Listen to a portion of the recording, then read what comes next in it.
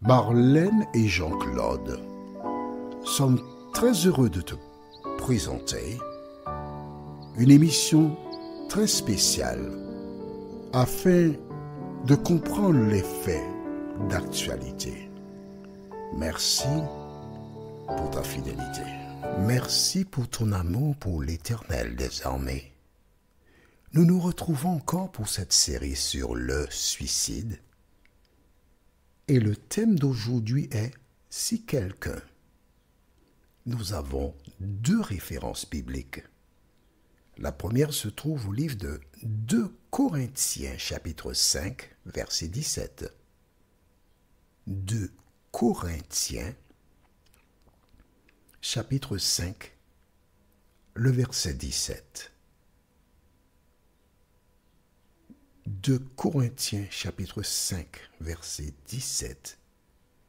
Ensuite, nous avons Galates 2, le verset 20. Galates, chapitre 2, le verset 20. C'est bon? Parfait. Avant d'aborder ce thème, recherchons la présence du Saint-Esprit. Notre Seigneur et notre Dieu. L'ennemi a trompé de nombreuses personnes et il continuera.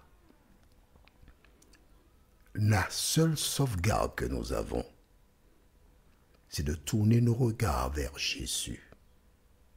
Cet esprit, tandis que nous abordons ce nouveau thème, merci de nous aider à comprendre et à retenir la vérité, nous t'en prions.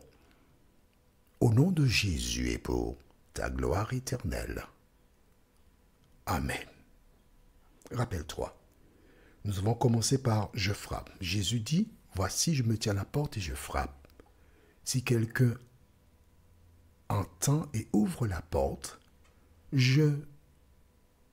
j'entrerai, je souperai avec lui et lui avec moi. » Ensuite, nous avons vu que l'esprit impur, lorsqu'il sort d'un homme, il va chercher une maison. Il n'en trouve pas. Alors, il dit, je retournerai dans ma maison. Nous avons ça dans Matthieu 12, versets 43 à 45. Tu te rappelles? Bien. Ensuite, que se passe-t-il? Nous avons vu dans 1 Corinthiens 6, versets 19 et 20, ce que je m'en vais lire là maintenant pour toi. C'est pour te rappeler. Tu vois, on fait toujours une petite récapitulation de l'étude précédente pour mieux entrer dans celle du jour. Et dans 1 Corinthiens 6, versets 19 et 20, la Bible déclare « Ne savez-vous pas que votre corps est le temple du Saint-Esprit qui est en vous, que vous avez reçu de Dieu et que vous ne vous appartenez point à vous-même, car vous avez été rachetés à un grand prix. Glorifiez donc Dieu dans votre corps et dans votre esprit qui appartiennent à Dieu. Glorifiez Dieu.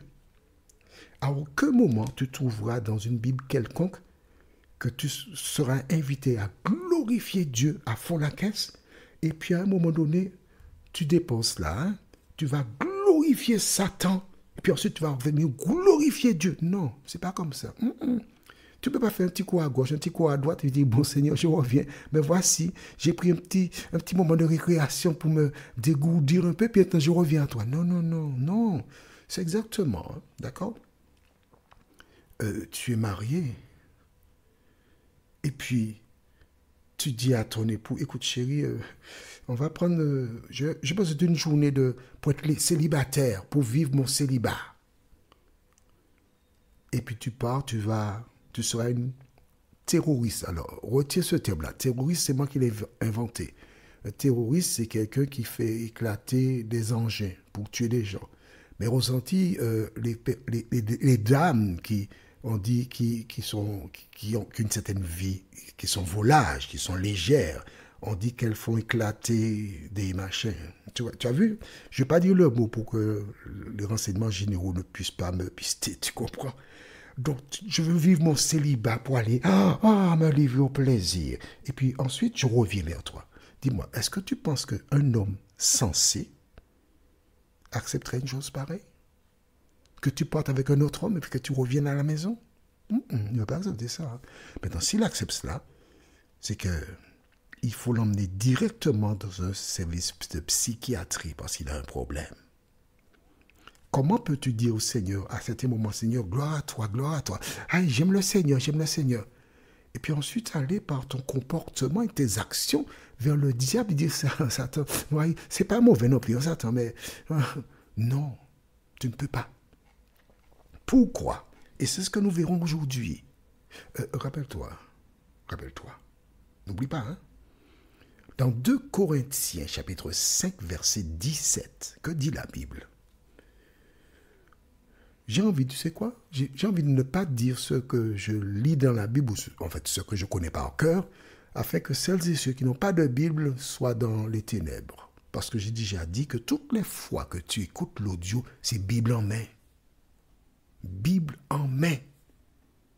Pas sur l'étagère ou bien dans la bibliothèque, non, dans ta main ouverte à la page. 2 Corinthiens 5, verset 17 déclare, si quelqu'un est en Christ, il est quoi? Allez, c'est écrit là. Si quelqu'un est en Christ, il est une nouvelle créature. Les choses anciennes sont passées. Voici, toutes choses sont devenues nouvelles. En clair, lorsque le Saint-Esprit entre en toi, il te transforme. Et ce que tu faisais avant, tu ne le fais plus. Je vais te donner une image pour que tu comprennes. Je véhicule. Pas une Allemande, parce que je n'ai pas les moyens pour avoir une Allemande. Une petite Française de bas de gamme. Et j'ai fait un accident, elle est amochée. Mais je l'emmène chez un garagiste. Et ce dernier répare ma petite voiture française. Et quand je reviens, je vois une voiture, elle est magnifique. Et en regardant la plaque d'immatriculation, je me rends compte que c'est ma voiture qui a été rénovée. Elle est belle, comme neuve. Le véhicule, c'est moi, Jean-Claude. Le garagiste, c'est Jésus de Nazareth, qui me prend, qui me sort du péché et qui fait de moi une nouvelle créature. Est-ce que je peux prendre la voiture qui a été rénovée pour aller faire autochoc ou encore faire des cascades? Je ne peux pas. Je ne peux pas. Parce que le garagiste qui a transformé la voiture, c'est avec le sang de Jésus, le sang qui a payé la réparation. Comment puis-je insulter Dieu en prenant le corps qu'il a racheté pour retourner dans le péché? Est-ce que tu comprends ce que je te dis? Est-ce que c'est clair pour toi? Au livre de Galates, chapitre 2, que dit Paul? Oh, j'aime beaucoup cette déclaration. Elle donne l'image de ce que nous sommes lorsque nous avons accepté Jésus de Nazareth. Que dit-il? J'ai été crucifié avec Christ, c'est-à-dire que je suis mort. En fait, c'est moi qui devais être crucifié sur la croix pour les péchés que j'ai commis. J'ai été crucifié avec Christ, je suis mort.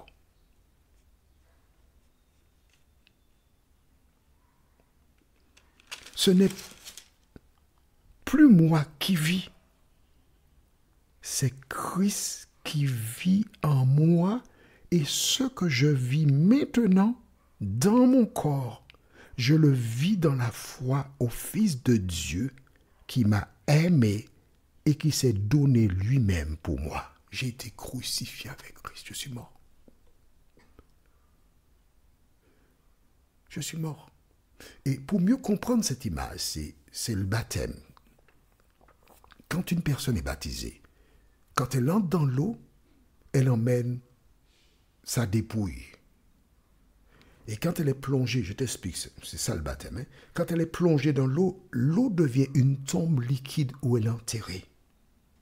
Et quand elle sort de l'eau, elle s'engage publiquement pour marcher en nouveauté de vie. C'est-à-dire que tout ce qu'elle faisait avant le baptême, ça a été enterré.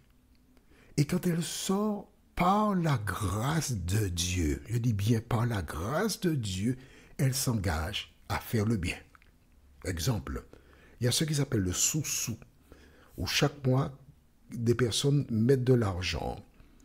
Et donc, une personne reçoit la somme, et chaque mois, c'est quelqu'un de différent. Il y a des personnes qui s'engagent pour être dans les sous-sous et qui veulent les premières places. Et une fois qu'elles ont touché, elles ne donnent pas leur part les mois qui suivent. Mais quand tu es un chrétien, déjà, tu ne participes pas spécialement au sous-sous parce que tu dois te contenter de ce que tu as. Mais si par d'aventure, il y a un besoin, exemple, tu as quelqu'un qui est décédé en métropole, il faut faire rapatrier le corps, et tu es dans un sous-sous, ça peut t'aider pour cette dépense ponctuelle non prévue au budget. On est d'accord? Très bien. Mais quand tu as accepté Jésus, tu as une parole. Et tu respectes la parole. Pourquoi? Parce que avant le baptême, avant d'avoir accepté Jésus, tu étais malhonnête. Mais maintenant que tu es mort, tu renais pour être une nouvelle créature. Et comme dit une chanson, plongée dans un bourbier de fange, je me débattais, mais en vain. Quand Jésus vint, mystère étrange, me saisir par la main pour me faire sortir de cette situation, et une fois qu'il m'a sorti de la fosse sceptique, je commence à vivre autrement parce que Jésus-Christ habite en moi. Qu'en est-il de toi, mon ami? Si quelqu'un est en Christ, il est une nouvelle créature. Tu ne peux pas retourner dans le péché. Tu ne peux pas dire je suis une chrétienne, je suis un chrétien, là, en 2025, précisément aujourd'hui nous sommes le 22 mars 2025, à quelle heure 14h34. Et puis lorsque, tu vas me dire que j'aime ça, c'est pas grave, lorsque l'année prochaine arrive, 2026, il y a le carnaval, oh papa, tu es dans le carnaval, maman, tête de liste. Non, c'est soit tu es avec Jésus totalement, mais tu ne peux pas aimer Jésus et maman. Prions, notre Seigneur, notre Dieu, merci pour la parole.